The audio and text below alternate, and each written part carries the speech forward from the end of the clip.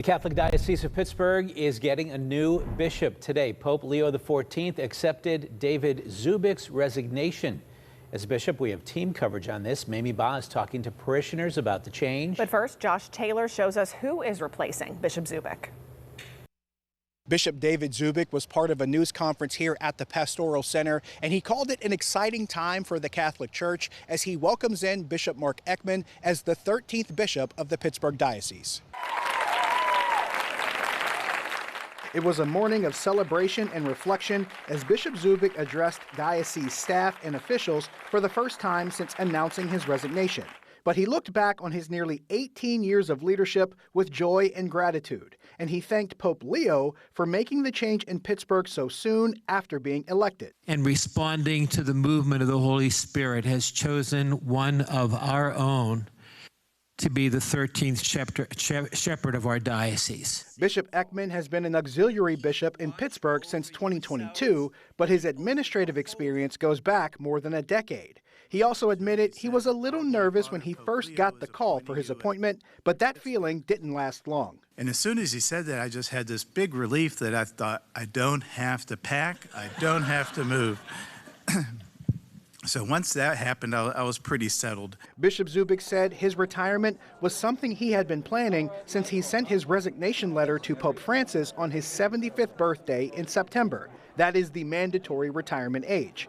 And Bishop Zubik laid out his post-retirement plans once Bishop Eckman is installed on July 14th. I want to be available to help parishes, to cover masses, help with confessions, do all the pastoral things that I was ordained to do as a priest. And I'm looking forward to that. And especially, I have these pile of folders on my desk that I am happily going to give over to Bishop Eckman. And Bishop Eckman said one of his first priorities is to visit each parish and meet with their leadership. And so I'm looking forward to spending time in our parishes, even though I'm a lifelong Pittsburgher, to get to know the parishes better than I do, to work with our priests, to be able to help them in their ministry and their work. Just know from my own heart and the hearts of all of us, you have our prayers, you have our affection, and you have our love. God bless you all.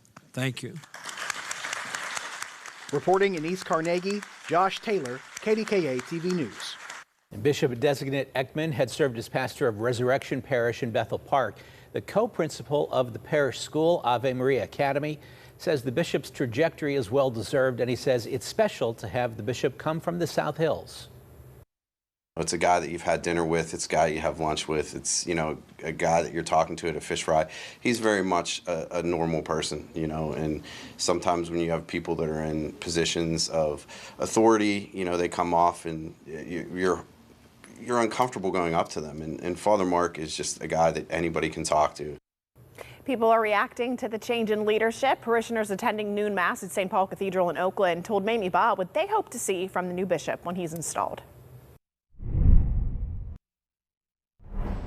Parishioners say it's a time of change, starting at the highest level in the Vatican and now reaching their community, and they're embracing it.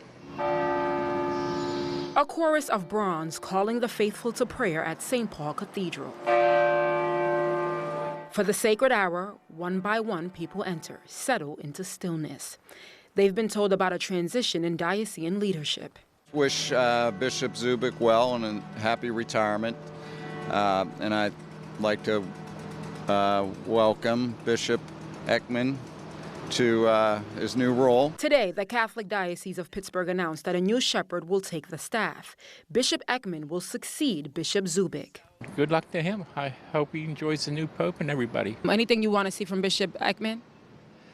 I just like to see a holy man lead Pittsburgh.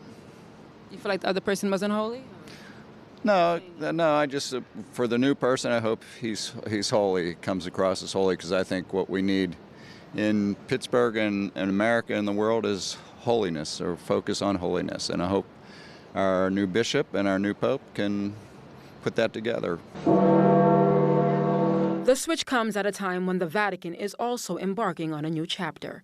Pope Leo is the first American pope.